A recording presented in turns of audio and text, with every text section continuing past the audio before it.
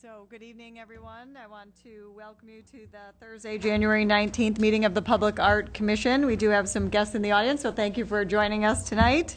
And we'll start our evening with our roll call. So Commissioner Ross. Commissioner Silverstein. Present. Commissioner Vice Chair Miyagi, excuse me. Thank you. And Commissioner Taylor. Present. And then let's see, Chair Kavanaugh present, and then we have Elise and Nadia here with us, and I don't believe we're expecting Karen this evening, council member Karen Holman. So with that, we have our agenda, and I'm wondering if there have been any changes or deletions or additions, or I guess we wouldn't do additions, but any requests? No.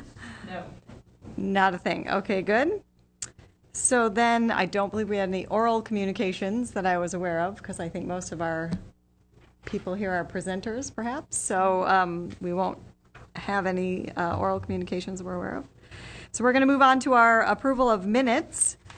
And last month, we didn't review and approve the April 17th minutes because I didn't have anyone here who had been here before. So tonight we do.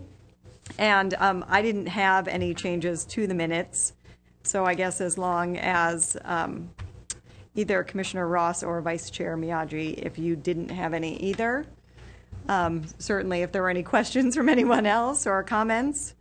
Otherwise, I guess I would look to have a motion to approve those April 17th minutes. So moved. And I will second. So all in favor? Aye. Aye. I abstain. All right, because you weren't here. I wasn't here. That's right. So no disapprovals, but one abstain. Okay, and then moving on to May 15th, our agenda, our meeting minutes. Catherine, Yeah. Sorry. Ben, we just. Oh, no, I'm sorry. I thought we were doing the May 15th. Right, we meeting. just approved the April 17th. That's what I was thinking. Thank you for Right. clarifying. Yeah. Wait a minute, can you second and then abstain? Right. So, okay. So let's back it up. Let's do an approval again for the April 17th meeting minutes. So I first had a motion, and that was from Vice Chair Miyagi. Then I had a second that I did, and then now we were voting. All in favor? Aye. Aye. That was unanimous. So there we go. Now, moving on to May 15th meeting minutes. I know we started that meeting early, and there's just one little mini correction there at the top on the call to order. It says it was called to order at 7:01. I think it was 6:01 because we started at 6. But that is a minor detail. Beyond that, I didn't see any changes. Was there anyone else who had any changes to the meeting minutes or corrections or questions from last month's meeting?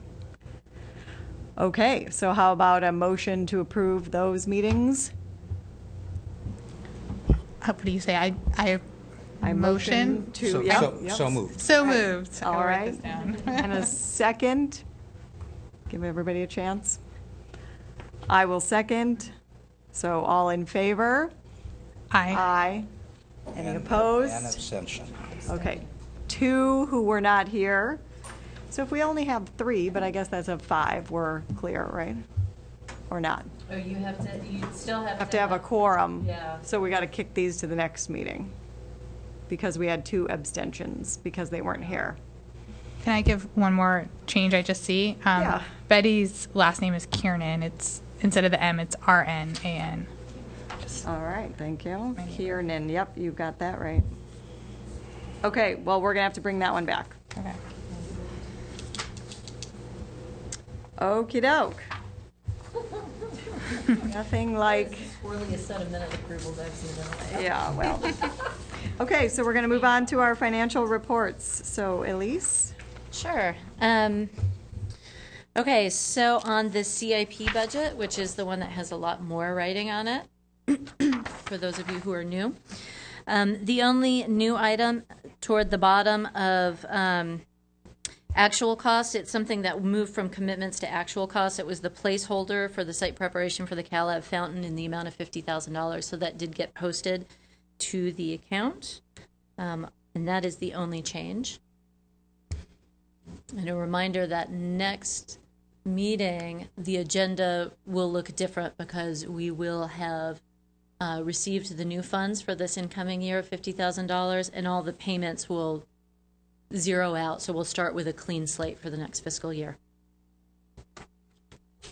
Any questions on the CIP? So our remaining available budget of 2653, do we have something that we are going to do with that? That will roll over. will, okay. Yes. And did we get confirmation on what the next fiscal year budgets will be? It's $50,000 for the CIP. For CIP, and then what about for the general fund?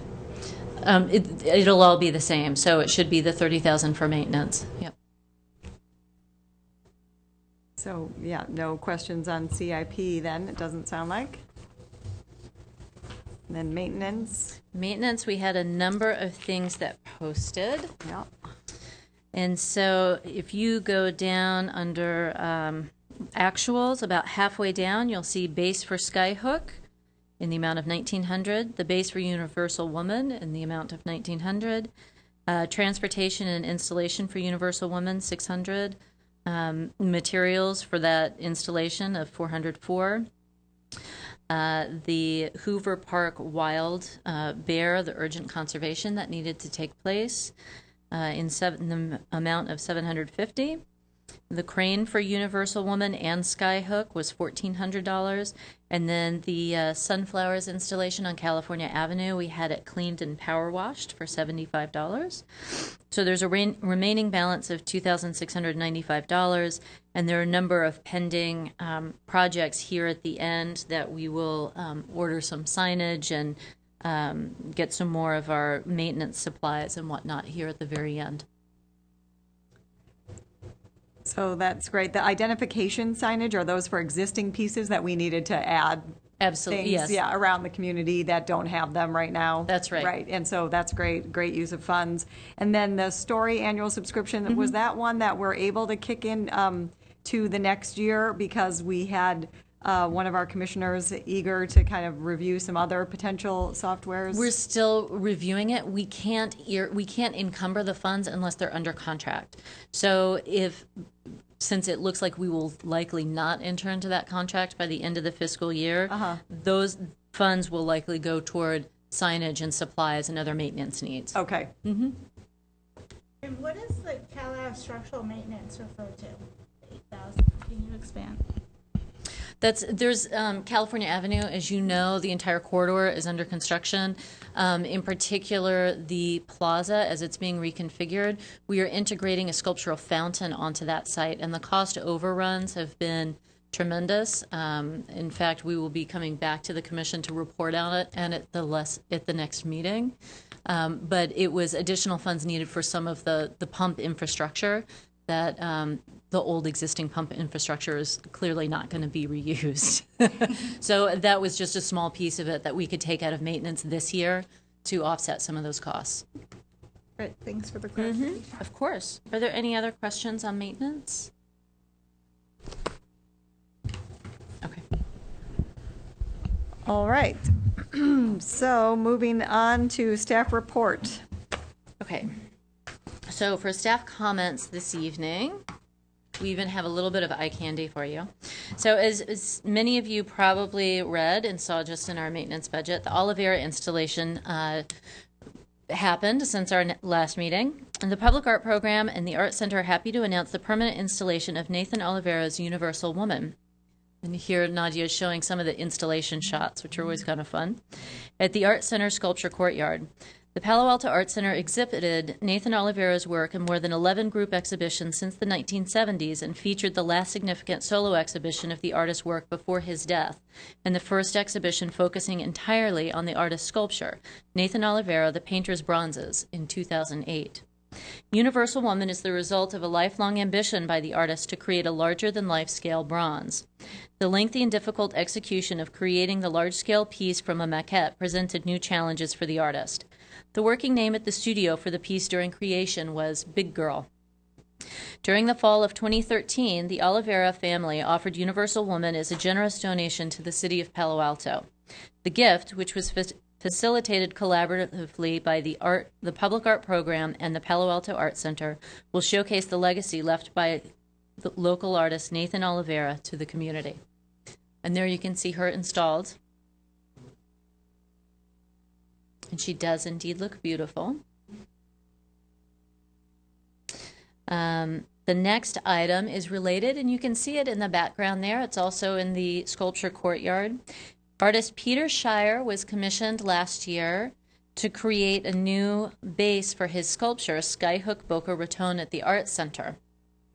You can see the original base here, which was meant to be temporary, certainly not of the kind of scale you would expect to support such a large piece. So last year, with maintenance funds, we were able to commission the artist to create a dynamic new base for it. He lives in Southern California. He actually strapped it to the roof of his Mini and drove it into the courtyard of the Art Center, which I really am sorry I missed because I would love to have that picture. But he drove it right into the courtyard of the Art Center, and then we were holding off on the installation until we were installing the Oliveira because we wanted to make sure we weren't bringing a crane in twice. We wanted to be efficient with the equipment we were bringing in. So there they are installing Skyhook on its new concrete pad and base at the Art Center. And it looks much better.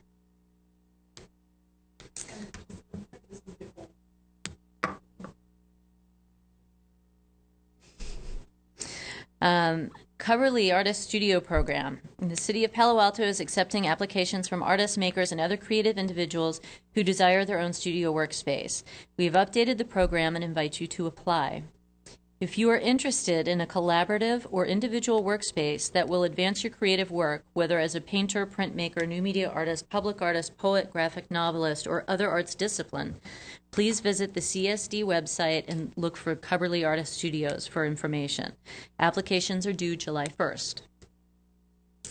The next item is in regard to the little red passports that you have in front of you. This is your passport to discover and learn all that is your Palo Alto. Participate in 10 of the 20 activities listed in your passport to receive a stamp in your book.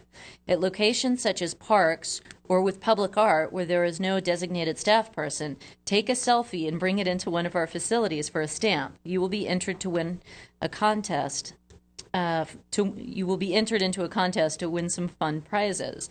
Some of the prizes include a fast pass to the front of the lines at the 2015 Chili Cook-Off and Summer Festival, front row seats at the August Twilight Concert, and we're coming up with other interesting ones. For questions, call the Lucy Stern Center at 463-4952. And I think the final announcement I have is regarding Martin Webb. Artist Martin Webb completed the installation last week of his sculptural piece at the entryway to the water quality control plant in the household hazardous waste facilities, June 12th. Inspired by the beautiful surrounding Baylands environment, and the important work, I didn't write it in Braille, and the important work that takes place at these facilities to protect the environment, the artist has woven this visual language into the reclaimed wood posts marking the entrance to both facilities. He will begin work on the mural planned for the recycled water tank on July 7th.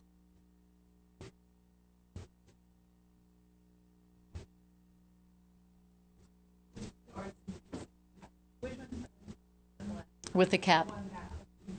And the birds are actually made of metal that are that really catch the light nicely. And there will be landscaping that goes around the base. So.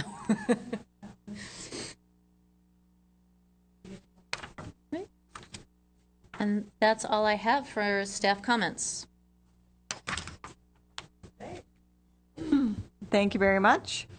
So then let's move swiftly into our action items for the evening, which is the municipal golf course artist selection. There should be a quick update, I think. You guys have gotten down to the final. So, so I'll start by setting the stage a little bit, and then I'd invite Vice Chair Miyagi to come to comment. We need a motion first. It's an action item, right? So we need a motion first. But you have to frame the No, what it. no, you need a motion, then you can talk about it. So. We've Okay. always had the staff report, Okay. and then at the end, then there's a motion after the staff report has been given to the commissioners. For the golf course, to give you a little background, a national call went out for qualifications for artists interested in creating an artwork for the reconfigured golf course. 81 artists submitted qualifications. A selection panel brought that number down to 22. Those artists went to a jury that selected 3 artists to create site-specific proposals. The 3 artists, Joyce Sue, Dan Snow, and Christopher Casanova, all took completely different approaches to their proposal. The budget for the project is $24,500, a very limited budget to have an impact in such a large space, which was a challenge for the artists. Nadia, do you want to talk a little bit about who the panelists were? Sure. So we had a very diverse panel, consisted of a group of arts-related professionals. We had a vice chair of the Public Art Commission, Ben Miyagi. The main architect for the reconfiguration project, Forrest Richardson of Richardson and Associates, an architectural firm specializing in golf courses from Arizona. Chandra Cerrito, an art consultant with an extensive experience in public art, who's actually present today in the audience. Catherine Kiefer, a local Bay Area public artist working in the sphere of environmental practice. Joseph Valera, Parks and Golf Course Superintendent. Jerry Hearn, a community member, and a very famous environmentalist and teacher and craftsman, also present today in the audience. And Mary Ann Welton of Webb Wellington Quigley architectural firm, and she also served on a number of selection panels for other projects in San Jose, and she's also associated with the Eco Center at the Baylands Natural Reserve. So that was the panel, and before we go into talking a little bit more about the proposals, I wanted to see if Vice Chair Miyagi wanted to speak to his take on the proposals as a panelist. As Elise said, that all three artists had completely different approaches, and 2 are more environmental, and one was are more playful type of sculpture. So, and I think you were saying that Joyce Sue was actually the choice, and she came up with a proposal called Birdie, which I thought fit well with the golf course. The other 2 I liked, but I thought one used the outline of the creek as the piece, and I thought that it just kind of got lost and would get lost out in the course. And the other one was really an environmental piece, and after a period of time it could just fade into the landscape, and you wouldn't really be able to find where it was. Part of it was an accessibility problem, because some of them you had to actually play golf to be able to get out of the course to see the pieces. Joyce's piece was in front of the golf course. There's another public art piece there, and I can't remember the name of that, but I think it fits well with that piece that's there. So, and as Elise was saying, there was some questions and concerns that came up with Joyce's piece, and I think she'll address those, but overall I think her piece was the one that will fit best into the golf course. So just, thank you, Ben. So just briefly, just keep in mind that the proposals that were sent to the panel were very conceptual in nature, and so they are expected to evolve as we go through design development. Joyce's piece in particular was inspired by the natural and visual elements, including the existing sculpture Kaiku 5, but also talking about the duck ponds, birds, the term birdie in golf. And so let me just read you a brief statement from her proposal, and it gives you a little bit more of a sense of her voice. Birdie. My proposed public art for Palo Alto Municipal Golf Course is composed of a custom fabricated origami flying duck on a T-shaped metal base. Origami is chosen as the primary visual language for this project, primarily because it is fun and educational activities suitable for families and people of all ages. The resulting geometric form is deceptively simple, yet powerfully descriptive. Birds and golf have long been intertwined, both through language and nature. This pervasiveness is felt through the definitions of birdies, eagles, and the joyous exuberance of achieving a double eagle or albatross. Our site, the golf course, and the adjacent duck pond are part of the Baylands Nature Preserve, one of the largest tracts of undisturbed marshland remaining in the San Francisco Bay. What is better than using duck, or bird, as the symbol to connect the site and remind visitors of the amazing location they are in?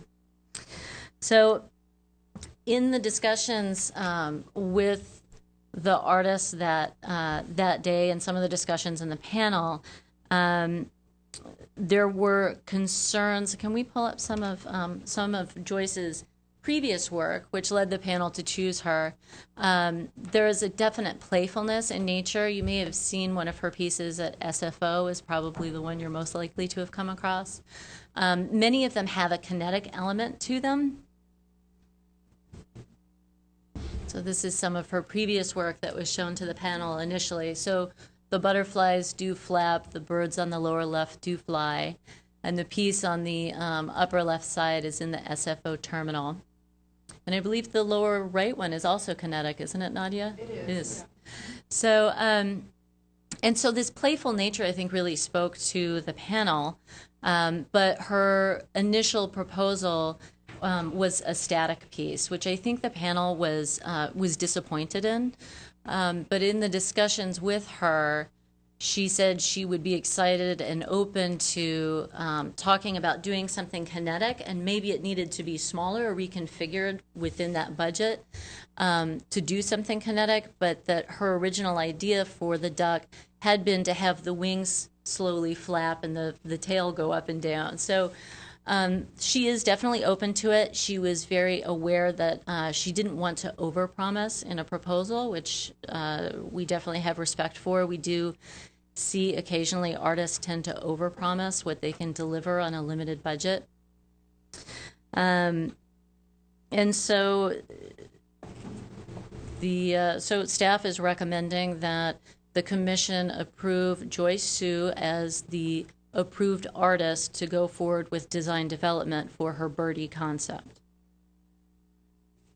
And I do have one more thing to add. So in the results of the selection panel, Joyce was the clear winner. The second one was more of an environmental piece, which Ben did mention earlier. There were some concerns about the longevity of the piece and also the accessibility of the piece in the back of the court. And I do want to disclose that there is a message that was sent by the golf course architect voicing his concerns about this piece, which I will forward to the commission this evening. I just received it just prior to this meeting. But I do believe that most of the concerns that he addresses in there, including the desire for kinetic, are things that we would be able to work through with him in the design development.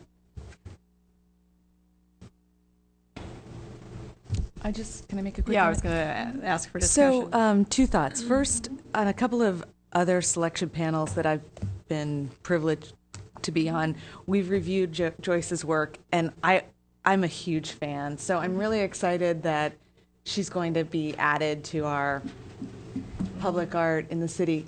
And then I guess the only other thing is, and I tend to be of the school of thought that, like, if you don't do it right, then why do it at all? I mean, is there if we can't get to the kinetic element of the work, can the work come back to the commission for maybe additional funding so that can happen?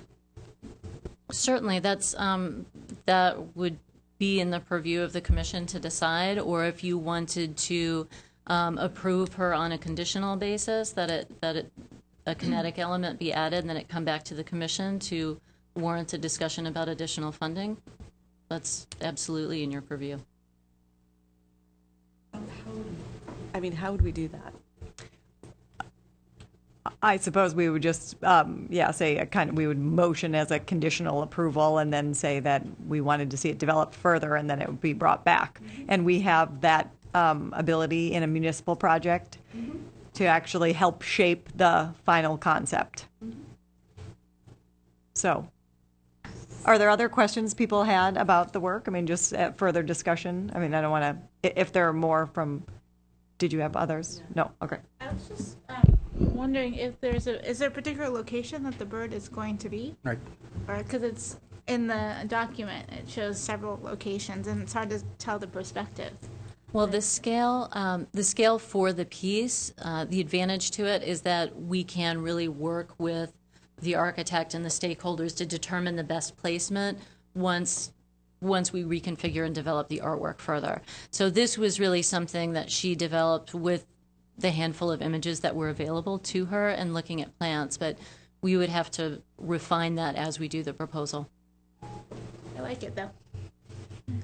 And my only concern is you were talking, if we change the size of it, I think it would diminish the impact of the project. And I think, Elise, you were saying that when you go, I know when I golf, I don't take friends out to the golf course. You go out by yourself and you meet whoever you're going to golf with and you go out on the course.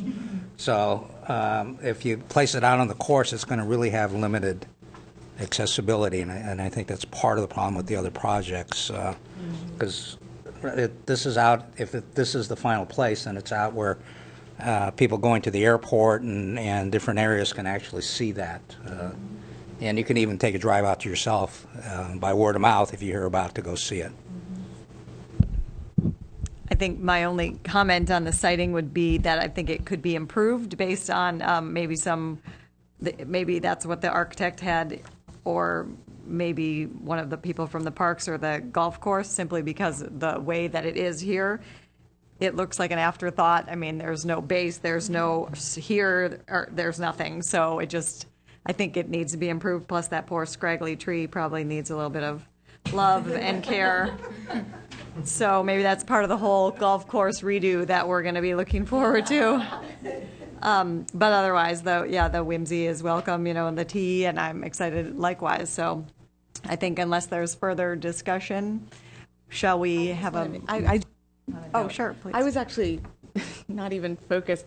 That cannot be the place. I mean, I was kind of thinking that was more like an artistic kind of rendering, like just kind of smacked on for a slide purpose. I don't think that looks appropriate. And I also feel that, and I'm sure this is like implicit, but the artist should have more say in the placement than maybe the architect should. I think that there's diametrically opposed interests there, and I just feel like I don't know that an artist would place it like that. That's why I didn't even focus on that being any sort of proposal of placement. So. Well, and so I think at this point, we're simply looking for the motion to approve the recommendation at this point of the artist that's been selected so that she could move forward with the development, right? And so I think that question would be whether we do it with a conditional in that with the limited budget, because that's fabrication, her time, and installation. So between materials, I mean, it would seem to me that is just a very limited budget. So it literally might possibly be paper, in which case we'd be talking about durability pretty quickly, right? Because that's just not a lot of money. So, well, and this is concept. Yeah. So we would see it again in the design as it's schematic, furthered, right? Okay. So the question I guess I had was just whether do we have a motion that someone wanted to put? Well, I guess the clarification that I want is not that it's conditional that it moves, then we approve it. It's more, what is it that comes back against the brief, basically, and then, if it were a minor modification to then have the kinetic, we would be open to looking at that. So it's not like, don't bring it back unless it moves, but it's more an encouragement of, like, if we can really get this done the way that everybody kind of wants, let's leave it open to discussion.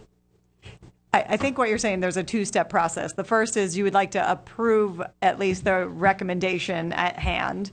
And then the second is when we see it developed, we would like to be able to offer the support of perhaps bringing it back for additional funding if needed in order to make it a little bit more kinetic and or hefty, weighty, any of those sorts of things, I guess. Is that Right. We're just Summarize. approving the concept. Yeah, exactly. And then she can come back later Yeah. with, Okay. All right, well then, I will make a motion to approve the recommendation of Joyce, am I saying it Shu? I don't see it spelled out here. Is it H Sue? Sue. Okay. Joyce Sue's work with Birdie for the Palo Alto Municipal Golf Course. Do I have a second? second. All right, all in favor? Aye. No opposed, so the motion carries. Thank you. All right, that's great, exciting, thank you. All right, and moving into our non-action items, we are first on the City Hall new media artwork update by Elise, I believe, on the status of the project. Well, I also wanted to invite up and introduce Raina Halpern, who's the Assistant Director of Community Services, who oversees the Division of Arts and Science, and I know she wanted to join us this evening and meet some of the new commissioners. So, thank you, Rai. Are you going to come wanna and give come us an overview, or, okay. Come sit.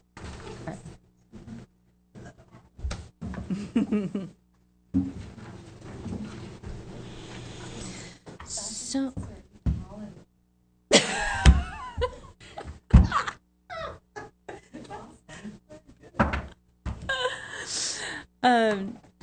No, I didn't. Mike, I was just asking if she supported Holland in the World Cup. Ah, it's a World Cup reference, okay, I missed it, flying under sorry. the radar. All right, So there we does- go. So, Did the new commissioners have this? Yes. Okay. So, getting back on our Yeah. first non-action item, the City Hall new media artwork. So we do have some exciting updates and discussion there. So let me give you a little bit of background, especially for the new commissioners. There is some information here that talks a little bit about the overarching intent and vision behind the redesign for the City Hall lobby. So the lobby reconfiguration and renovation is intended to make the space more welcoming. And so from that document, let me just read you this one little portion, and then I'll get into a little bit more about where we are with the artwork. The City Hall lobby should be a welcoming, open, exciting, and engaging space for the Palo Alto community. This transitional place from public plaza to civic space is an important transitional zone that we believe should be activated by interaction, inspiration, and reflection. The City of Palo Alto should incorporate a major interactive new media artwork that not only enlists the public's involvement, but physically reflects the innovative and creative culture that lives and works in Palo Alto. This long-dormant space has not been updated to suit the current needs of the community and what it expects of our civic space. The deferred maintenance and upgrades to the building, as well as the amenities, are overdue. Council is making an effort to invest in our infrastructure. While the backlog of infrastructure needs is much larger, this is an important initial step toward preserving an important capital asset. With the upgrades being made to the City Hall lobby, it is an opportune time to leverage the construction budget to support and integrate an engaging new media artwork. So we put out a call to artists who are interested. This renovation is scheduled to begin later this summer, is my understanding. And it is going to radically change the layout of that entry space, but also this room, the adjacent rooms, revenue collections. The whole ground floor is going to be laid out in a completely different configuration so that it's a more diverse space for meetings and interaction. So when we put out the call, we had over 100 new media artists apply. The selection panel, one selection panel brought that down to about 20 artists that then we took forward to another panel, which selected several artists to make proposals for the space. And we ended up with 3 top proposals that that the last time I reported out, we had asked those artists to come back with addendums to their proposal. The panel had some questions about the conceptual proposals and, had some desires for the usability and whatnot for the artwork, and we wanted some clarification from the artists. So the artists came back with some very well thought out addendums, And rather than reconvene the panel, we ended up having a phone conference to discuss what the merits of some of the addendums were, if anyone switched, what they favored, if there was any change in their feelings for the artworks. And one of the artists completely reimagined their proposal, and the other ones sort of made finer tweaks. I don't know if Ben, if you want to speak to your experience in reviewing the three proposals and what was your take? It was a very interesting process, and the proposals were all very good, and there was a lot of discussion, and I know that there were favorites among the panelists, among the 5 panelists I believe there were. And they were all very good proposals, but we had to keep in mind that this is City Hall, this is where people are going to come. We want something that is really eye-catching, something that's a wow factor for this project, because we just don't want it to be any old bland project here. And the lobby here is kind of the living room for Palo Alto, where people are going to come and visit and go to different departments. So as you walk in the door, you want something that's going to really catch your eye. And I think that for me, that was I was looking for. And the proposals were very good, but I just didn't feel that any one of them really reached that really kind of wow factor for me. So, and that's where a lot of the discussion went during this review. So, and I think the panel, the one project that's going to come forward, I think is the one that really captures, for me anyway, the essence of what we want in this project. Thank you. So we are, because this is more than a 1% project, as you all may remember, the percent for art allocation for this project is only $25,000, and so the percent for art that we're asking for is really more of a 10% kind of project. And so we really need to make sure that what we bring forward is also in line with the overall vision for the usability of that space, and what other programming needs to happen in that space. And so staff has been vetting it very carefully with the architects, the city manager's office, and others who will need to sign off, and we'll need to have their support, the IT department, in order to make this move forward. So we will be coming forward the next month with a specific proposal and walk you through that and what our recommendation is. Rai, do you want to share the exciting news from earlier this week? Oh, yes. I'll let you do the honors. This is the exciting. Yes. So the very exciting part is, and it doesn't happen too often, so we're going to get the drum rolling, and that is there's just an extraordinary amount of support for public art in this city, the city council, the city manager's office. And as Elise said, we are asking for a 10% public art budget in order to really do a significant landmark piece that can really make not just City Hall more welcoming, but a destination for the public to come and experience an interactive digital media work. So we were able to get approved on Monday night, and this is the drum roll time, $150,000 to add to the budget. So this was approved by council on Monday for just the artwork. So we're really, really excited. I texted Elise afterwards and I went, this is really amazing. I mean, we just got to take in this moment. So we're really, really happy about it. And as Elise said, this project has a lot of buy-in is necessary, much more than usual for 1%. So it's IT, it's public works, it's the city manager's office, and it will be the council will also see it.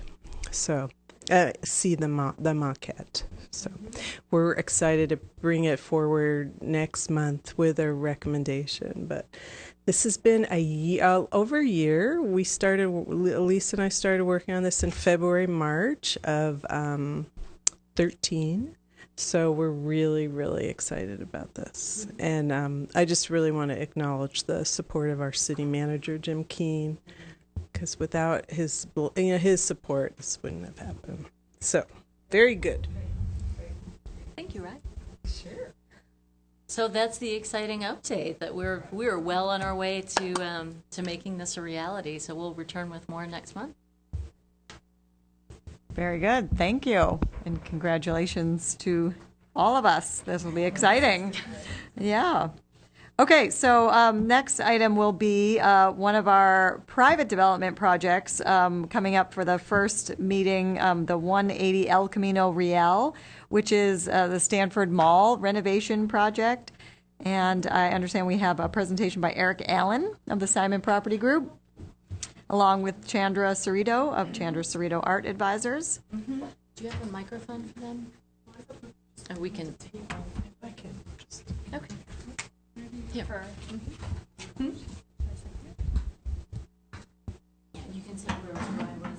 Sit right here, and Nadia can do the slides. So welcome to you both, and thanks for waiting around for your moment here. And we've had a chance to look at some of your pre-materials, and I have to say, as a local shopper at the Stanford Shopping Center, it looks really nice, all the renovations planned. So we're even more excited about the art that will go there. So thank you, and we'll turn it to you. Okay, excellent. Well, then I won't spend too much time telling you about the renovation. The project is the redevelopment of Stanford Shopping Center on El Camino. It's really starts and is as a sort of a new store for Bloomingdale's, backfilling behind it, and then an overall renovation of the rest of the shopping center. It's been, it continues to be kind of a long process, has a lot of stakeholders. That's, you know, we sort of own and manage the shopping center. We have our own folks involved. It's the university also is a significant stakeholder and decision maker in what we're doing. And then, of course, everything we're doing kind of revolves around creating the involvement or the environment for our tenants to really thrive, because that's the whole primary reason for us being. So if you flip through, I'm sure everybody knows the existing center. This kind of lays out more of the exterior work. It does show the new Bloomingdale's store, and then our new, I'll call it expansion, that replaces the existing store. If you go to the next one, kind of an overview of all of the renovation of the open air spaces of the center. And then, you know, we can just kind of flip. So, well, this is probably good. So this is one of the prime sort of focuses of the front entrance to the center. The building on the left with the large canopy is one of the new buildings that replaces the existing store.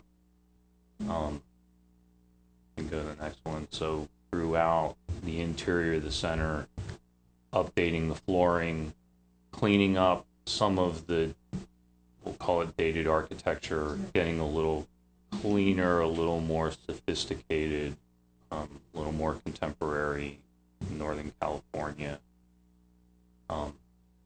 And at the same time, really expanding the program we have with the tenants of basically having their storefronts be the architecture for the facade of all the buildings.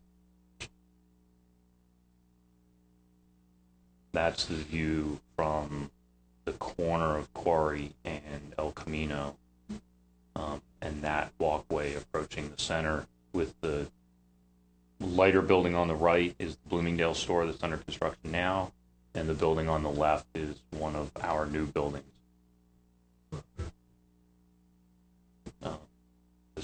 more of further down in the center.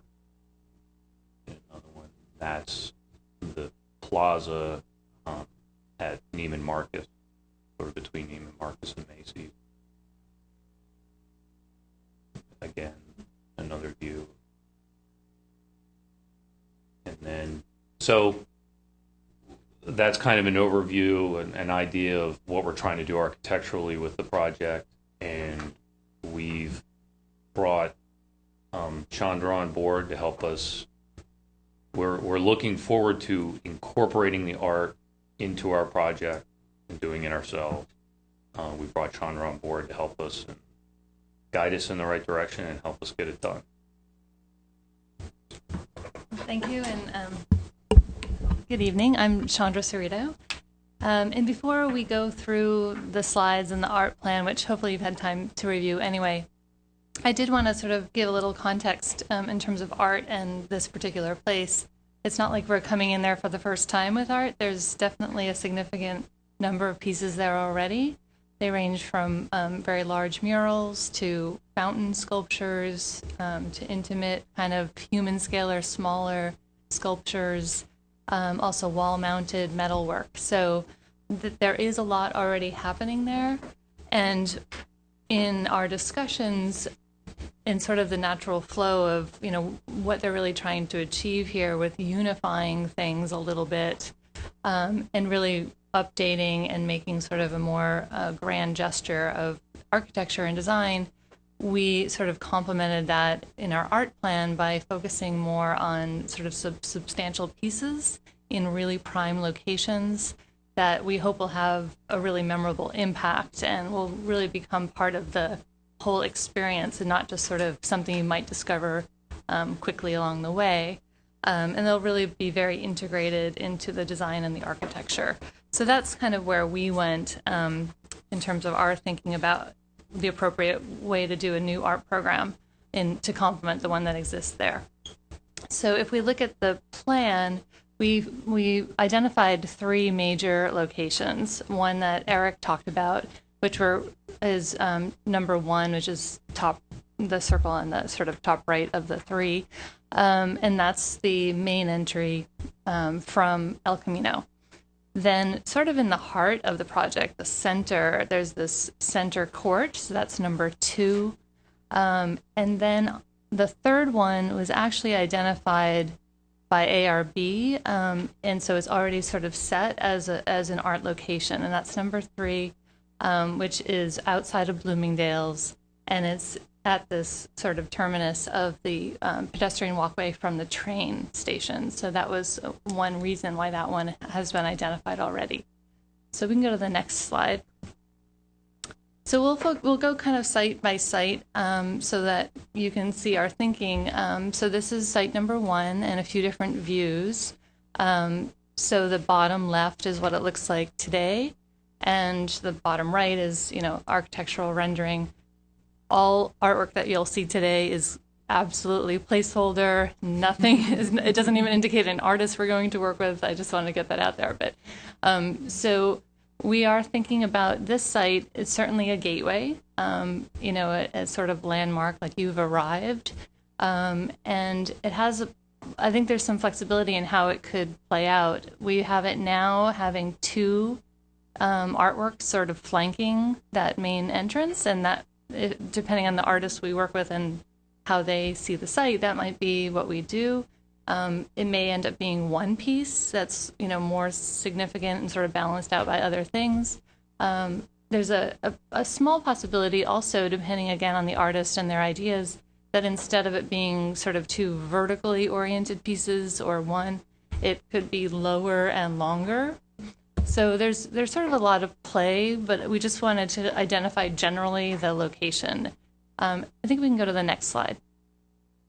So I think it's helpful to just kind of define the characteristics of the site and then of the artwork before you kind of figure out which artist might be appropriate and where you're going with that. So the things to think about here is it's definitely a major pedestrian entrance, and as we discussed, a major vehicular entrance. It's at the edge of the plaza and along a sidewalk. And the general feeling of this site, whether there's art there or not, is it's welcoming and sort of a hospitality almost feel. We can go to the next one. What we envision for art is freestanding sculpture. Like I said, 1 or 2 possibly flanking the entrance. They would definitely be large enough to be seen from cars approaching. Just an estimate of 12 feet high. I really think that's a ballpark. Or an option, as I said, a low, long piece that would be low enough to see that there's, you know, still the entrance beyond it, not something that blocks, but perhaps just a different kind of composition. And definitely something illuminated at night, so it has sort of a drama. And then the artwork would function more like a landmark. It would create a sense of arrival, something iconic, something memorable. You might say, you know, meet me at the X. Something also sophisticated and elegant to complement this, you know, new design that the architecture is following. We'll go to the next. And these are, again, nothing here even indicates a potential artist. It's just to give a little bit of sense of what we're talking about in terms of general type of art and a little bit of a feel for the artworks. We can go to the next one. So I think we'll go to site number 2, which is Center Court. And this is a very large plaza, almost at the center of the project. And it's surrounded by luxury stores like Tiffany's. It also functions as a really active gathering space for different kinds of events. So for that reason, the ground plane is not necessarily very accessible because it needs to be very open and flexible for whatever may happen there. And I think of it as sort of the heart or central hub of the project. It does feel to be the largest open space within the project where people really can hang out. And it has this interesting indoor-outdoor feeling because it has this ceiling but open sides. And the ceiling is glass, so light comes through. So we can go to the next one. So we were excited about the idea of doing a suspended piece here with plenty of clearance below, so that height wouldn't be an issue, and it would be able to attach to the existing structure. We picture something that's sophisticated, friendly, contemporary, dynamic, and potentially kinetic. And we go to the next. And these are just, again, some complete placeholder samples of some suspended pieces. So number 3, this is the one that ARB has already designated as a place for public art. And this is at the pedestrian entry from the garage, which from this slide would be bottom left corner, kind of in that direction. So people would park, and then this would be one approach that they could take. It's also the terminus of the pedestrian path to the train station. And it's right next to Loop Road, which surrounds the shopping center. So cars will be driving by there. It is within the sidewalk space, and it's next to a new outdoor dining space. So the building to the left of the dot is one of the new buildings, and that's envisioned as a restaurant, and they will probably have seating outside. So that's another nice aspect for artwork.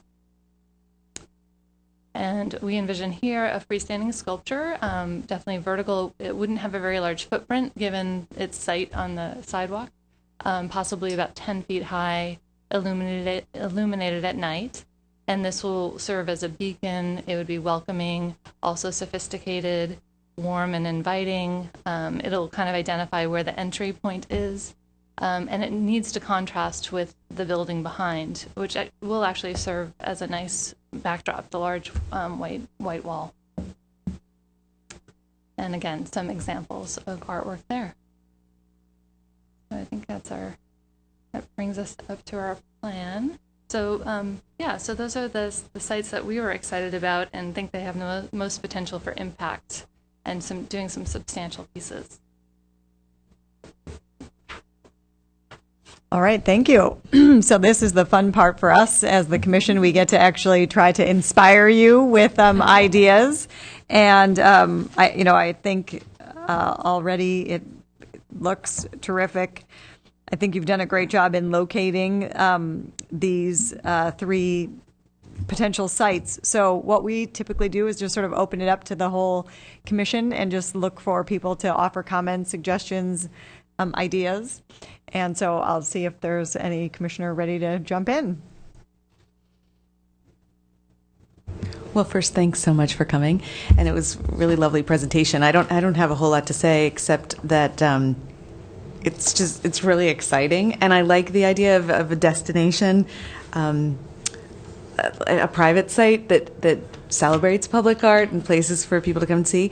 I was curious what will happen with the existing. I'm not too familiar with the public art the public-private art that exists there now. What do you plan to do with that?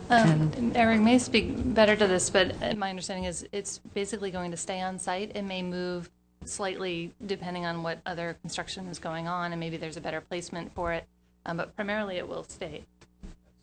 Generally, yeah. As is working around it. That my only comment. Thank you very much for coming. It was really great. Thanks.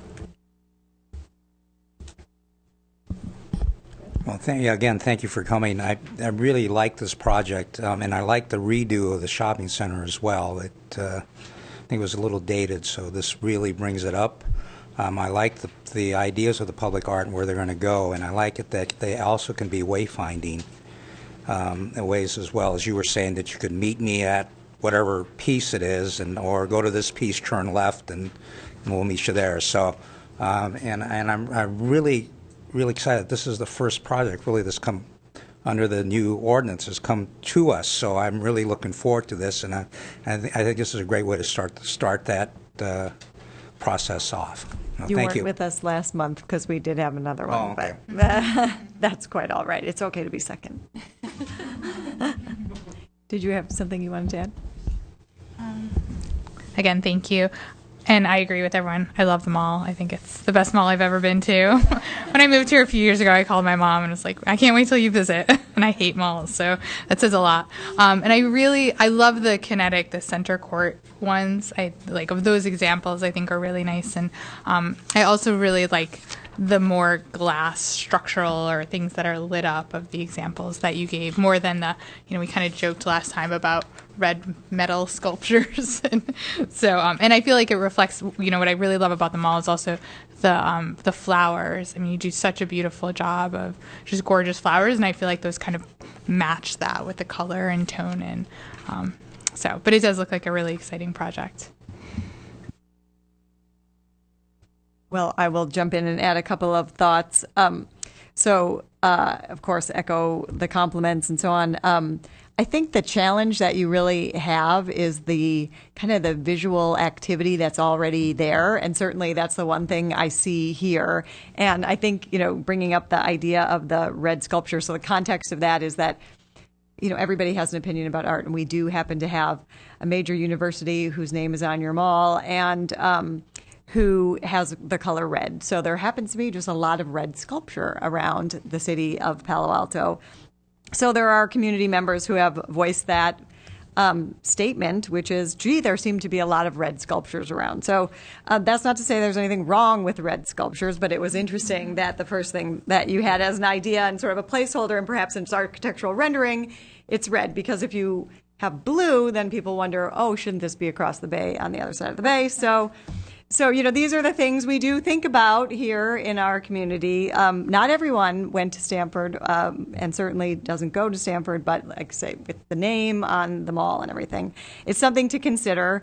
And also, I do think your comment about the backdrop of the Bloomingdale's being a good sort of palette because it's light, and that you could imagine something. I guess I would just think, and as you're moving through your process, it's easy to think of a three-dimensional sculpture at 12 feet high as a sort of, something to land your eye on. But because there is a lot that's going to be happening, I think just trying to imagine all of that shopping stuff going on, and maybe, I don't have a good idea. I was looking today for inspiration, believe it or not. I went to a few books, and I saw the work of this artist/architect person named James Carpenter, who actually does pretty incredible work. And, I'm not suggesting that we necessarily redo any of the buildings per se in that way, but, just thinking more broadly, perhaps even, because I do think you have a pretty substantial budget, and there you already have, just a lot going on. So I love too the notion about the flowers and the tie-in and the landscape and the outdoor and everything that we do. So there could be something interesting there as well. Am I able to ask for clarification? Sure. Yeah. So when you brought up James Carpenter, it's interesting because we actually looked at him. Unfortunately, he's pretty well above our budget. But, yeah. Lucky for him. But we love his work. And when I just want to understand the reason you brought that up, was it because he does architecturally integrated pieces that are attached to buildings? Was that the it's something that it's something that I keep kind of trying to find in my own world of how we do things differently, because it's I loved your observation, for example, that in that center court to not do something on the ground, because guess what? That's where the bunny is, and the glasses are at pumpkin, Halloween, and where Santa Claus is, and all the activity. So obviously it would get covered up so terrible, So that just shows how insightful you already are in thinking about it. On the other hand, I guess I was thinking in particular when I mentioned that one that. Those skylights and that structure are pretty strong, and so I'm sure something could drop down and be really interesting there and be able to capture the attention. But I guess all I was thinking about was just different ways of doing art rather than a sculpture, a three-dimensional sculpture, and so that's why I was looking for inspiration myself. As we all do, just looking at different artworks. I mean, it's like at the golf course. There was environmental, so people were thinking about that. And your notion of something low and long is a little bit even more environmental than just sort of three-dimensional kind of thing. So that could be interesting. So I would say, I'm trying to think if there's any other.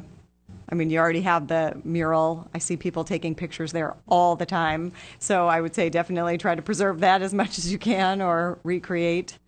But otherwise, I think those are kind of my comments and thoughts. Did you have any? Yeah, I had so again, like the commissioner said, I really liked the project. My question was regarding, I don't want to say renovation, but maintaining the works of art. Like the mural is a little bit deteriorating. The color is not as vibrant, I think, as it used to be. Even the Neiman Marcus sculpture, it's pretty, but I wish it was more colorful. So my question is, when you are looking into the potential works of art, are you looking into how well they'll be maintained? Is there somebody from Simon Property Group that will be going through and making sure that the paint is up to date or that the color is vibrant?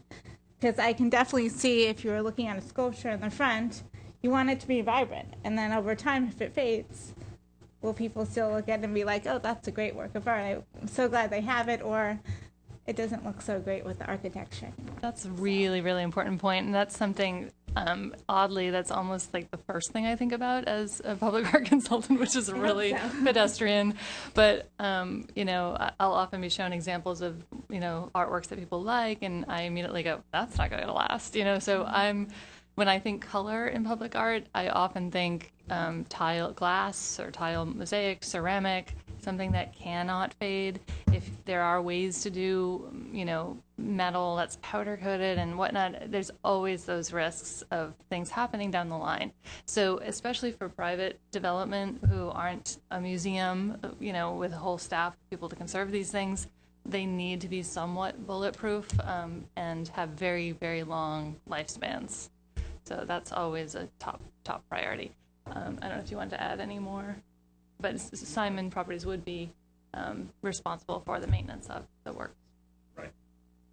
I'm just thinking too, like of the frog pond that's been there for a long time, and the color, it fades over time, and it's just still cute. People go there because they know it, but it would be nice to have something that's very long lasting and colorful if that's what you're going. So.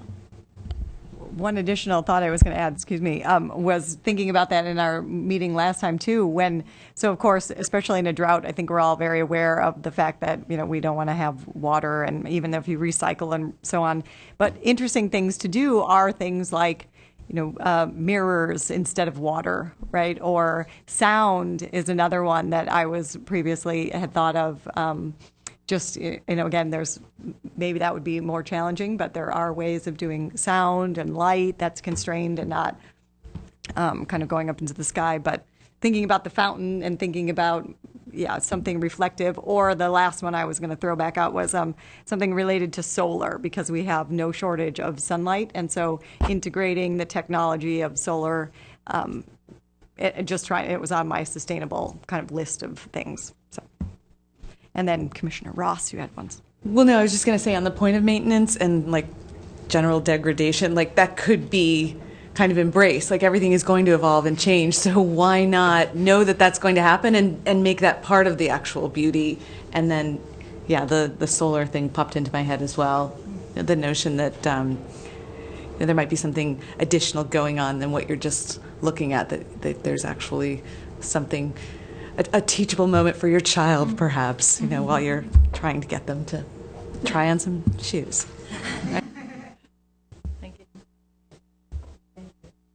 Right, and I think that's another one that we're constantly thinking about is sort of innovation and technology, of course. I mean, that would be one thing in addition to red that we think about around Palo Alto a lot is just, new ideas and innovation. And so, to the extent that there is artists out there who are thinking up things that are powered and who knows how, by the sun or otherwise. It's pretty exciting times that we have. So thank you very much. Unless there are any other comments. Question, actually. So the number 3, where the loop road, that's where PF Chang's is that pedestrian path? Is that just clarification on that? Well, but the actual art location is actually at the other end of the walkway. Okay. The terminus. The other terminus of it. Oh, the other. Okay. Because the other thing I was even thinking of, I don't know if you've thought about having even little sculptures that kind of go up to a bigger sculpture, kind of like I don't know, a procession. Yeah, I'm kind of thinking in front of Mitchell Park there are little owls or something like that, maybe little mini owls, and then all of a sudden it's a mom owl. Or would that help excite people? Thank you for particularly that site for number 3. Yeah. It's a cool idea. And the dog reminded me too of the Jeff Koons. So that could be something fun. I think, and it can change over during the seasons, but that's, I know, a lot of A maintenance. little bit of maintenance there. Yeah, no problem. Beautiful work. Yeah, great. Thank you very much. Thank you for your ideas. Really appreciate it. We appreciate you coming and sharing the project, and we'll look forward to seeing it in the future. I guess your schedule was next year or something. You plan to start all of this renovation? Is that the renovation? Because that's going to take a long time, I imagine, phased sort of. Later this year. Oh, so sooner. I hope we're aiming for end of next year, 2015, for install. Right, correct. So. And is that the target for the completion of your whole renovation? So it would target to the end of that renovation? Okay, when the dust is all gone and then, right, excellent, that makes sense. All right, great. Thank you so much. Thank you very much. I know. I'm going to miss you next week. I know.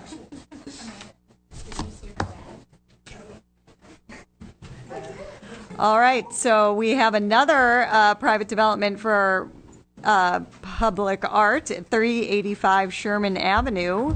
And today we have Daniel Minkoff of 385 Sherman Avenue Holdings, LLC.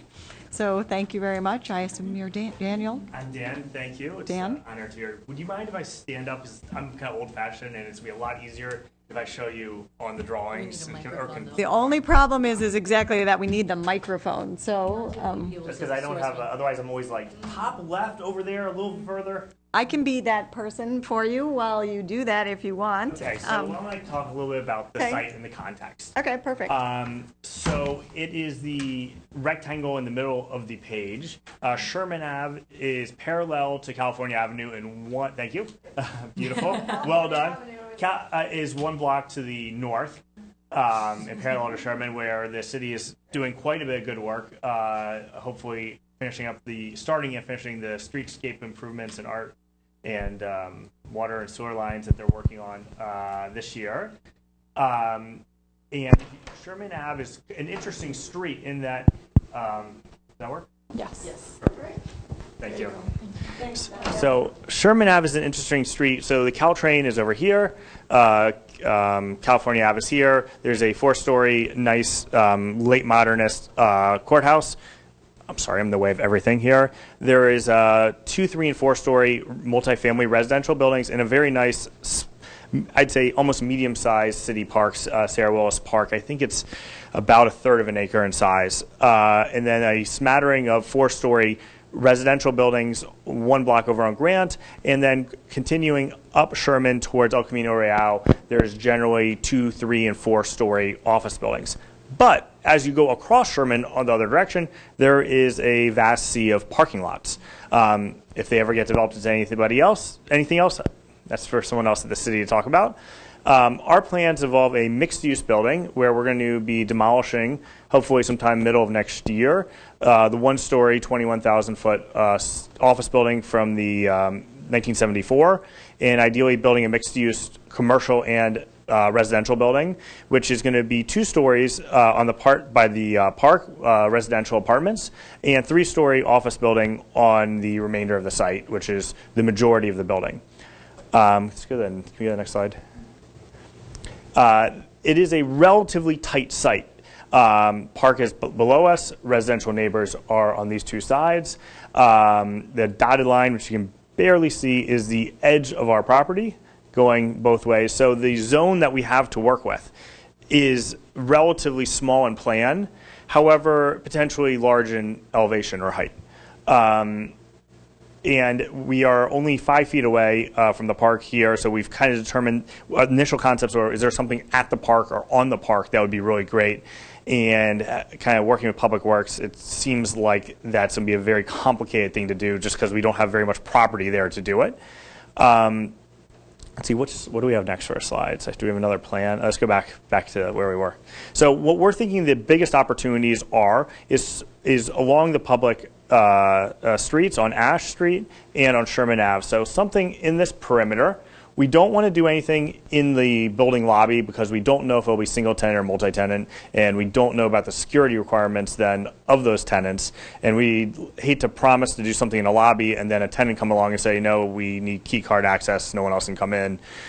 So we want to leave our options open, but we have identified kind of this area. And because of the parking lots that are empty, it's kind of nice if we kind of keep going through the renderings or the elevations. This is what the Sherman Ave facade looks like. This is the Ash side, and this is, you'll see some trees in reality, which make the park. Here's probably a better, more illustrative rendering of what the project will look like from the park with the residential units. And next.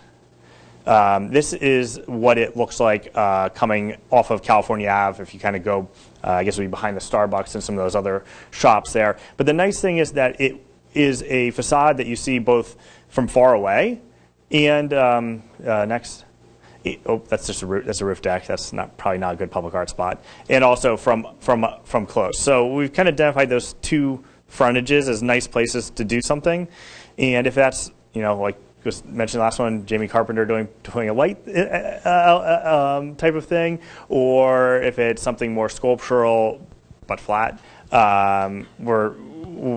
is still to be determined. Timing-wise, we're going through we're in the CEQA process right now. We'll be going for a formal architectural review board next month, and we're probably looking at a breaking ground sometime middle of next year, and then a completion the middle of the following year. So hopefully I can stop talking and I can hear your guys' ideas. Thank you very much for bringing that. Those illustrations really do a lot to help you understand the project. So thank you for sharing those, because just looking at the plan and the tight site, I think without those we would be hard pressed to even have had some ideas, or at least I should say I would have been hard pressed. I won't speak for the others. So again, I, like you, Dan, probably talk too much. So I'm going to see if there's somebody else who's first interested in offering thoughts or comments. Anyone ready? Otherwise, I am if you want me to. All right, I'm going to go. Okay, so I mean, the first thing that came to me was what you started with and then backed away from because of the complexity with the Department of Public Works, and that was the park. And the only reason I wanted to focus back on it was just to raise, and I don't know how uber challenging this would be, but our parks are currently going through a master plan, and they are particularly keen on art. The problem is obviously that's more on the public side and you're on the private side, so I can imagine there would be some complexity, but I would hate to think that we would just have to shoot that straight down, but maybe we do. I don't know. When we talk about parks, there is one other thing that we're going to be doing is on the Ash Street frontage, we're going to be creating what I call a pocket park, or a small park to kind of be able to extend the city-owned Sarah Willis Park towards Sherman and towards California Ave. And the reason we're doing that is we're relocating 2 mature oak trees that we have on site that are in the way where the building would be. So we're creating this pocket park on Ash around that. So we're not against the whole idea of doing things in the park. So the original idea actually was to relocate some of those mature oak trees onto the park, and Public Works was not so excited about that idea either. So the pocket park that you're referring to is on. It's on my. Is it on the south? Yeah, west Ash. So here's Sherman, and then it's here. Exactly, you'll see some landscape. Right. So you have a larger setback from the sidewalk. Exactly, and we're gonna be putting some seating there. Yeah, I noticed that. Larger oak trees and some different sidewalk treatments, and trying to make a little zone there. And so actually that is a little bit what I was starting to focus on earlier when I was looking at the plans.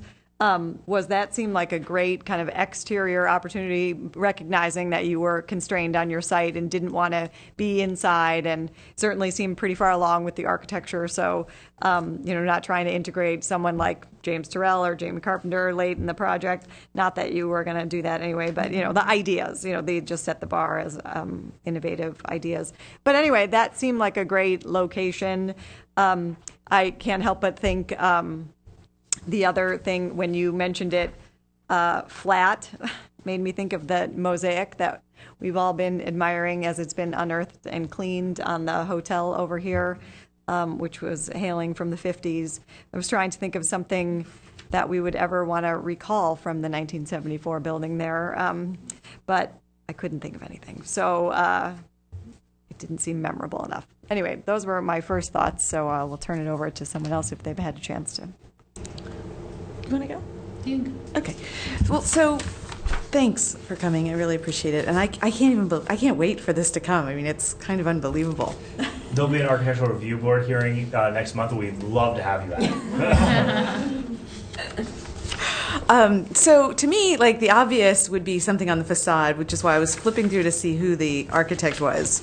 But it's irrelevant because the obvious to me answer is to do something with this park. And I'm not really inclined to be told that that's like a no-go because I feel like, and I would strongly encourage not looking at it as a place to put a sculpture, but maybe to look at an artist who could do some really interesting furniture into the park, or the walkway, or a connected, raised here, lowered here. It's not like that the environment's going to change and that Public Arts can't mow the lawn around those elements, but it's more a place to invite people to the outside space and really enhance their experience. So to me, my shorthand is park as art, but it's not the park really. I think maybe that's like the dangerous term. It's more, we looked at an artist one time for something who proposed like a really interesting series of benches placed in an interesting way, and so it just electrifies the space but doesn't take away from the space. And I feel like the building's so modern and new looking that it could lend itself really nicely and kind of not get tied up with Public Arts. That would be mine. Plus, like you're hearing, and I think that we're all kind of espousing, we don't want to do the typical public art with new things anymore, and we really want to look at it and what's the future of that. And to me, it's creating places that take advantage of our wonderful environment, our wonderful weather, that invite people to those places. That isn't necessarily sculpture. traditional sculpture. So that's all I would say. But yeah, I don't know. Did that make sense? We are also looking at these similar zones that, in terms of, is there something that integrates into bike racks or seating, or that is on our property, not on this often, that is maybe between the columns? How do we when we always, like a project I finished in Mountain View recently, we brought back the glass line at the first floor and we added a landscape zone there because it was basically a lot line project. What if we, instead of putting landscaping, what if that's some really interesting, bike rack, seating, type of thing? I can go next. Though I think everything you just said it all. The things I'd written down were bike racks because I think it said there was no bike racks right now on the property. You are by the train, and you could do really cool sculptural ones too with this budget. I'm a biker, so I like that kind of thing. I put furniture too. We talked about that last month with the other building because about parks and cool sculptural furniture at the park or in front or wherever. Those are great. The flat on the building that you mentioned. And the other thing I was thinking, because you're just so tight on space, was could you do things in the sidewalk, sort of imprinted? They're less, you don't see them, but maybe it's a smaller part of a project that you discover, some poetry or something kind of cool. So, but that, could be some part of, a small part of it. I don't think that would hit that budget. So, but yeah, because the building's gorgeous too. I would say, when I opened that, when I read it last week, I was blown away. So cool. So, yeah, but there's not a lot on the building. It seems like, since it's all glass and so on.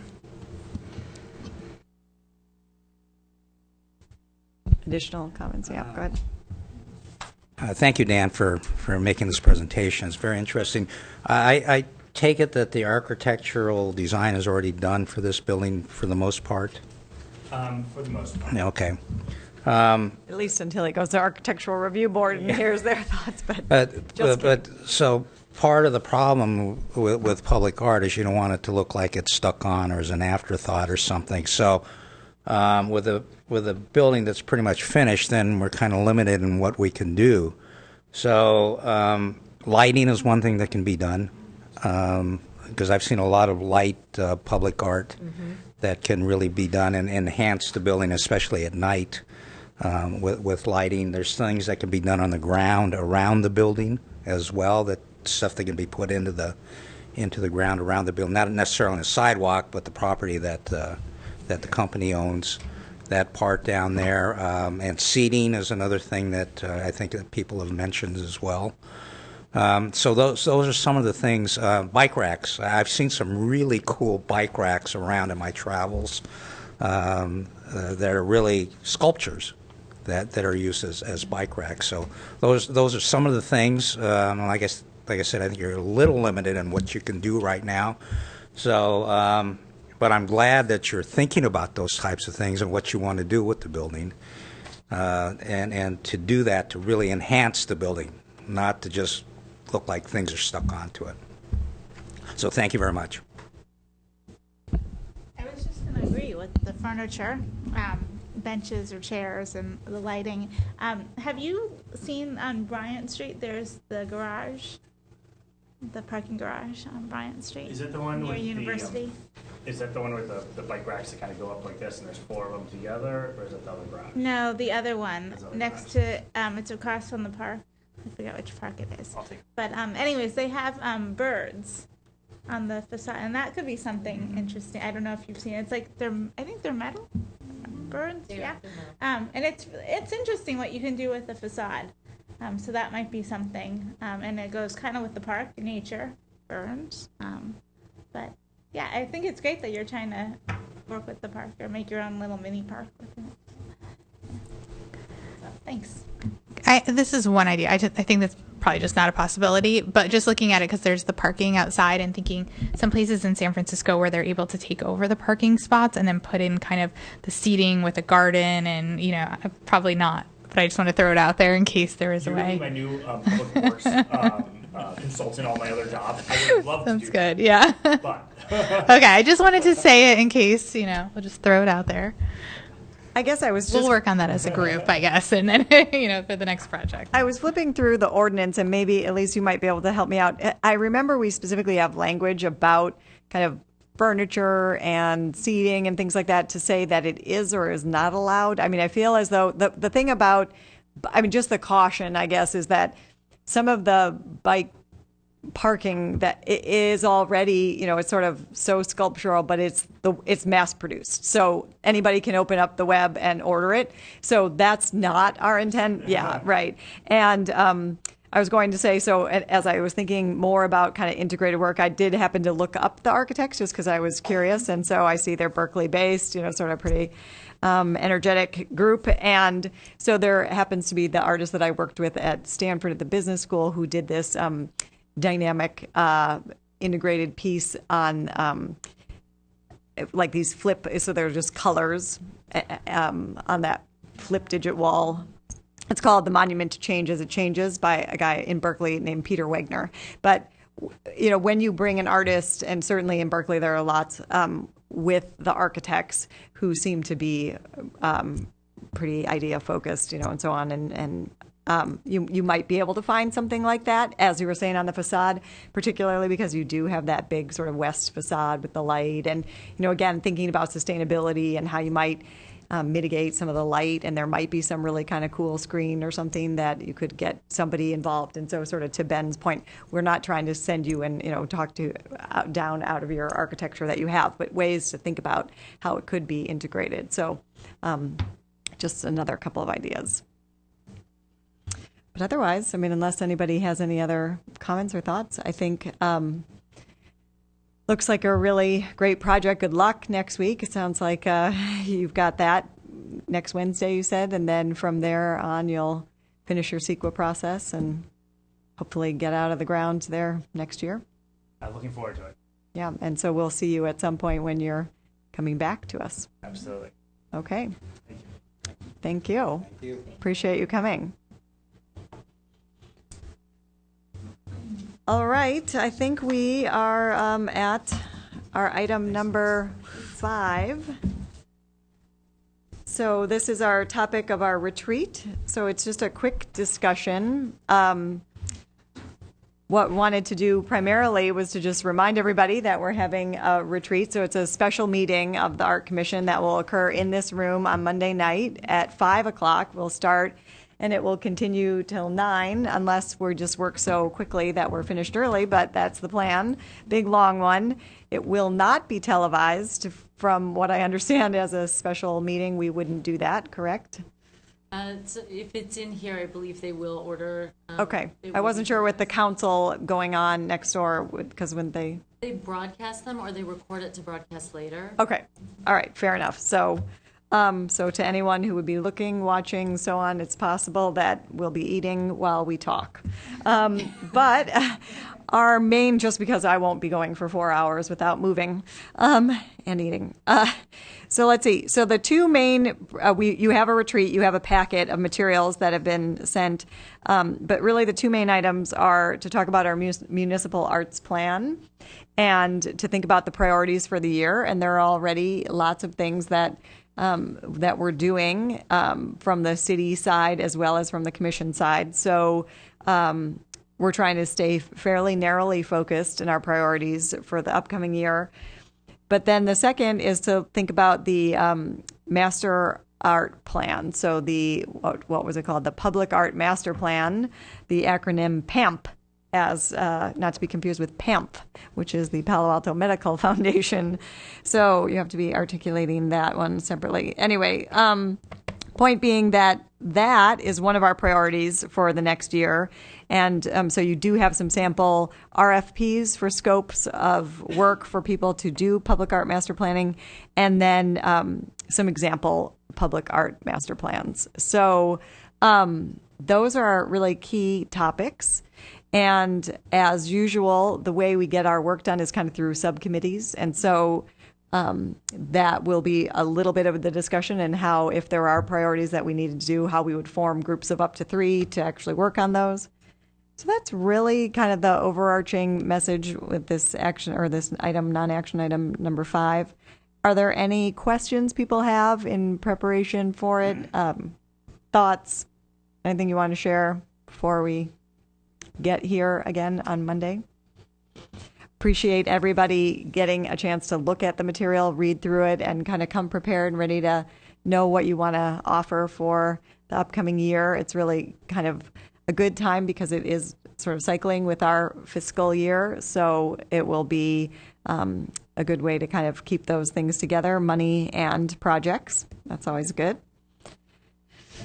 So if there's no questions, comments, discussion, did anybody have anything else to add, Elise, Rye, from that retreat?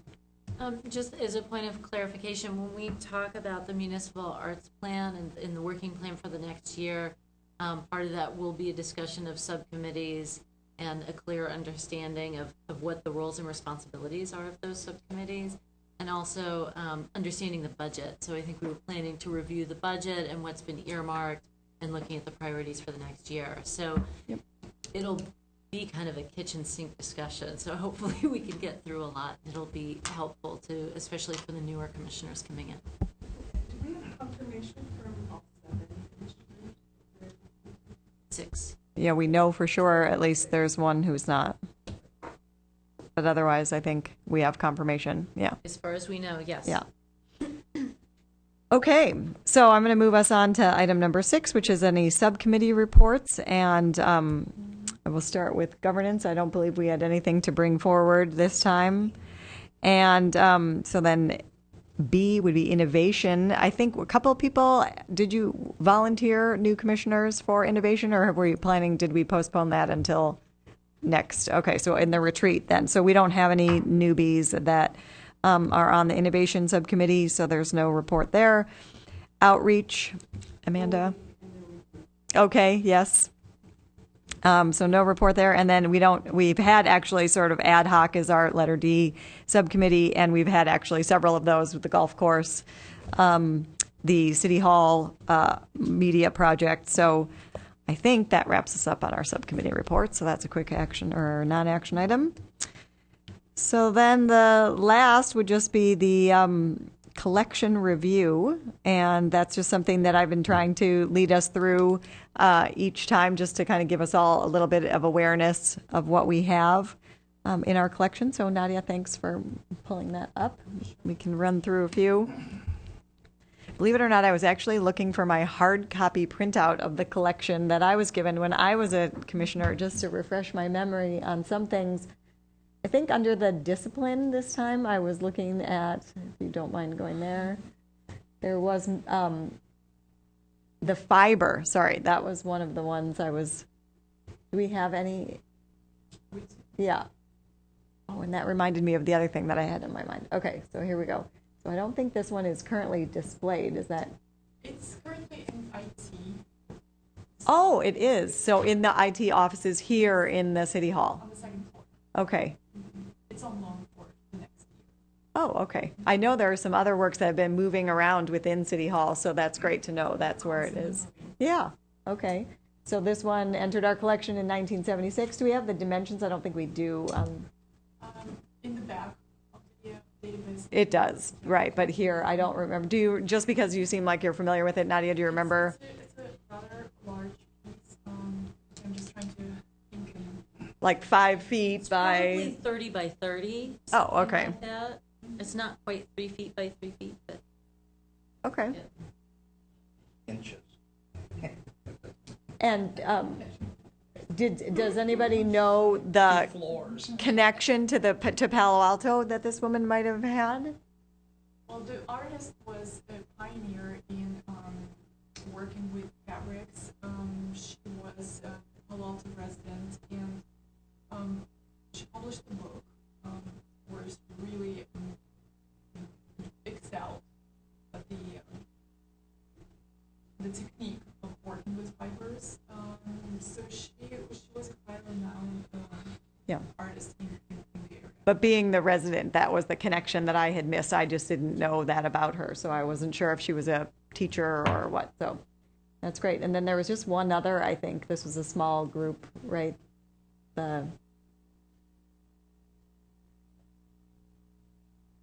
Anybody know anything about that one? It looks like a quilt or something, right? I wasn't sure quite. Yeah, a textile quilt, but nobody knows anything necessarily about this one. I think that one's in storage. It is. Okay.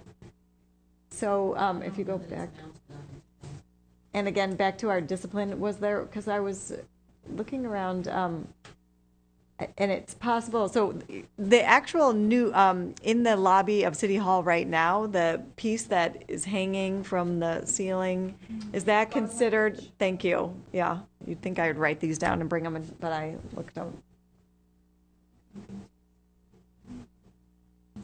I know, see, I thought it was, yeah, drought, there you go. Well, here, quick, before you leave those, because we're on fiber and thinking, because I was in that same mindset. So this one, 2009. Oh, this is one of our Cubberley. Oh, all these things converging here. Drought, Cubberley, and textiles. I think everyone's probably familiar that when you're a Cubberley artist or artist, you get, you donate one of your works to the city as part of your,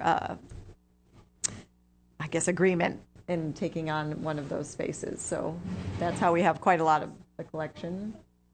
So there's textile and there's Fiber, yeah. Okay. Because I would think they would be in the same. Right. Well, I think this is why. And then I was searching for what are kind of like those scrims, and so I wasn't quite sure how to find that. And so I guess it sort of just depends on how it's categorized. Is that, do you... I continue cleaning up and, tuning on some categories. So basically, all the categories were transferred from the old database, and we're still cleaning. Thank you. So we're still, it's work in progress, so we're still going through project by project and trying to check if the categories, match correctly to the criteria of the artwork and such. So yes, the artwork we saw before needs an update. Yeah, well, it's almost like you're our curator, Nadia. I mean, because you have to actually make those determinations based on sort of information that you've been given, and then you're trying to help. So that's great. I mean, it's just one of those things when people in the community ask us, how do you know about that, or where do you, I think, well, because we have Nadia and Elise.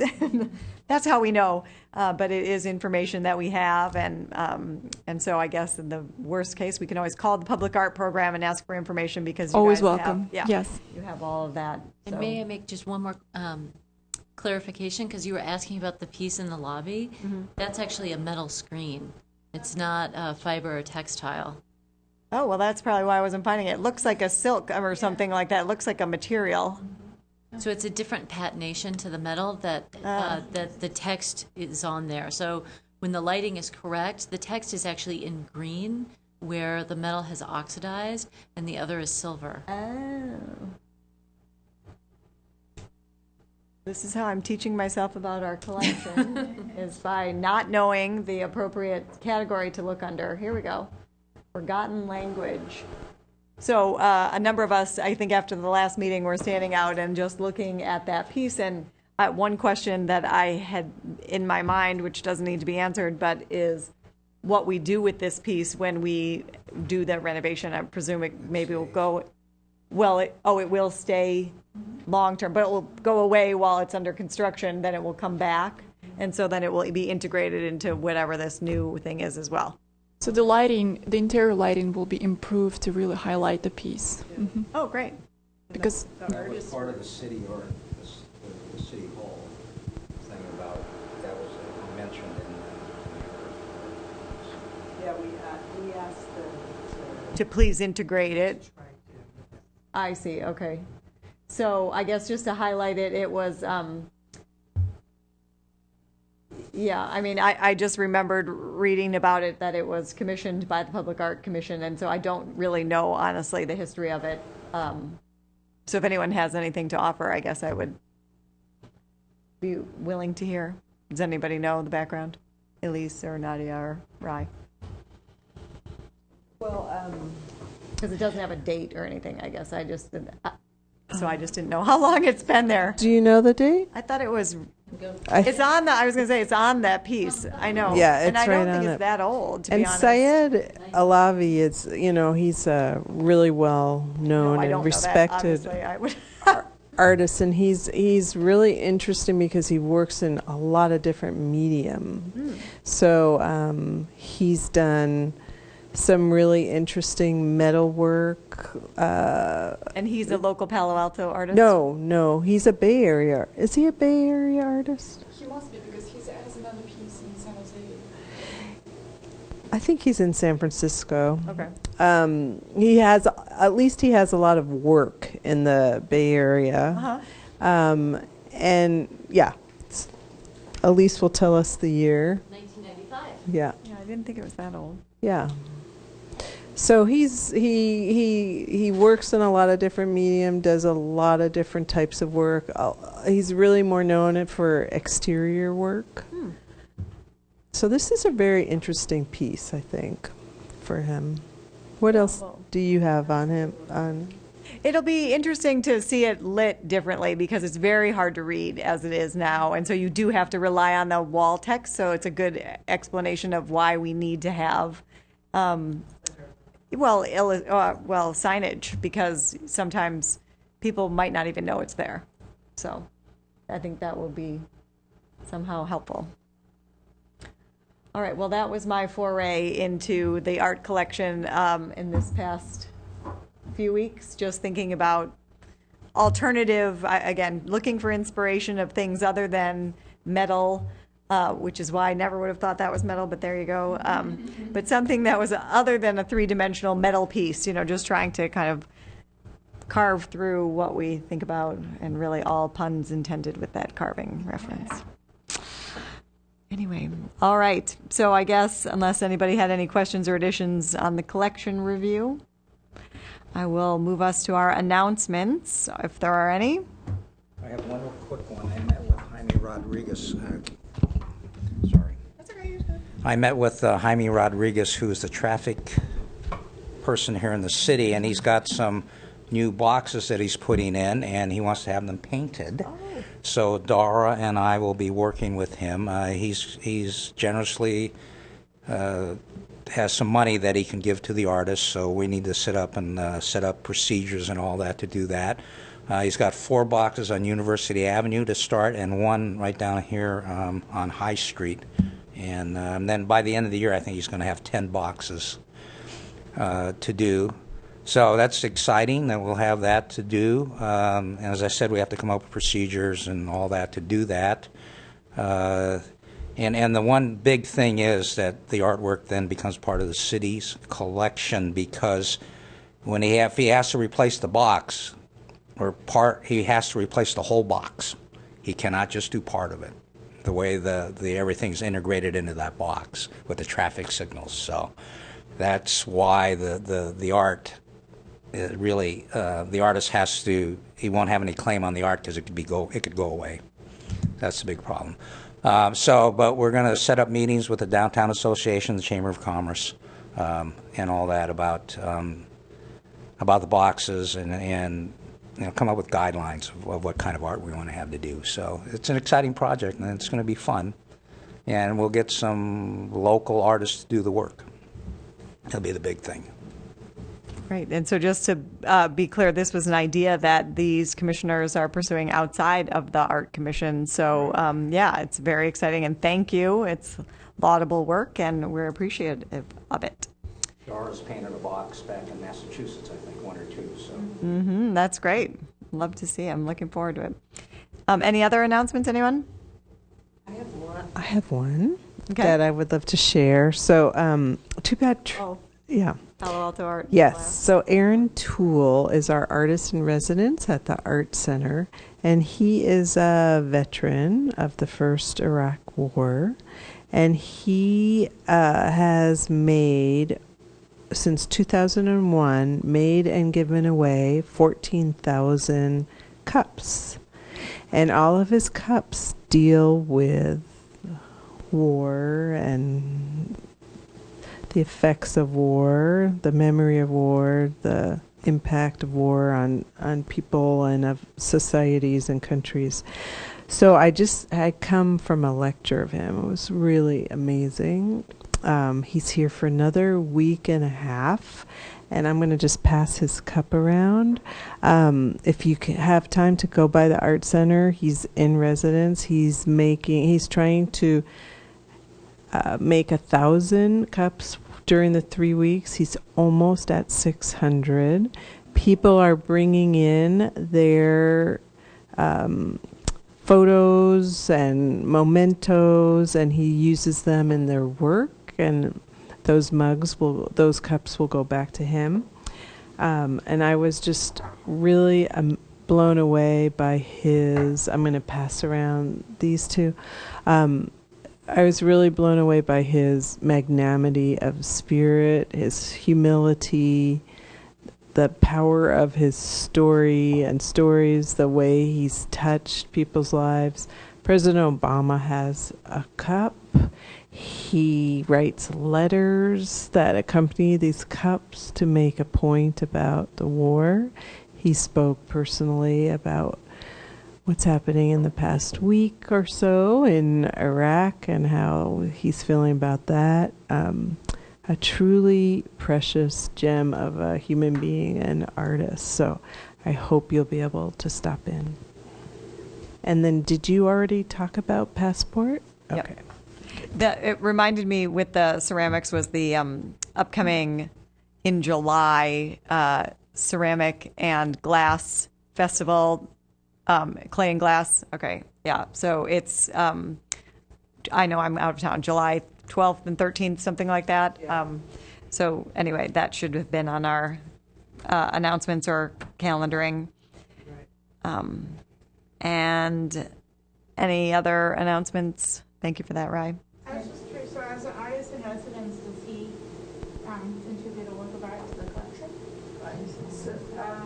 To the public art collection? Yeah. That is not part, that just because the Art Center and the public art program are two separate programs. I don't think we've had that conversation, but I think he would be open to it. And on this mug that I was passing around, the photograph is his father. Ah. And his wife is a ceramic artist. His mother-in-law is. His father's involved. I mean, it's quite... It's a family business. Yes. Okay, so then we had the 4-year calendar, and the primary one is obviously one we've spoken about, the retreat, which is on Monday, June 23rd, here in the council chamber or council conference room, from 5 till 9 p.m. And then our regularly scheduled meeting will be on Thursday, July 17th. So that is it. And with that, I will bring our meeting to a close. Thank you, everybody.